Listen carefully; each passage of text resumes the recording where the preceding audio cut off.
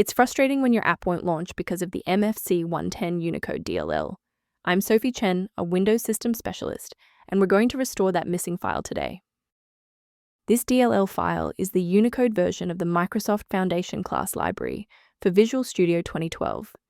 It provides legacy C++ desktop applications with a robust framework for managing user interfaces and system resource calls.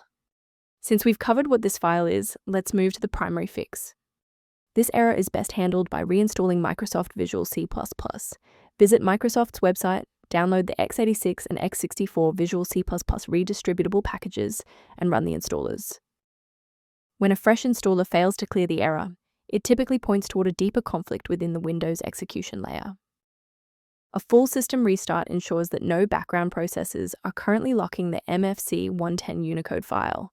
A fresh boot allows Windows to reinitialize its library map from a clean state.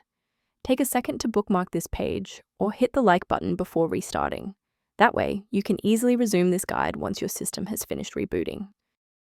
Before concluding, I want to address a critical security consideration for maintaining your system's integrity.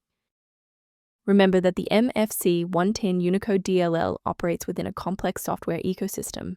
Modifying it manually without updating its linked dependencies can lead to permanent environment errors.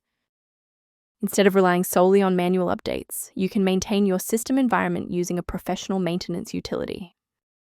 Review guidance on library management and system stability by accessing the repair-related resource linked below for the mfc110 Unicode. I'm Sophie Chen. If we've successfully stabilized your environment and resolved the Microsoft Visual C++ error, please subscribe and join our community of technical professionals.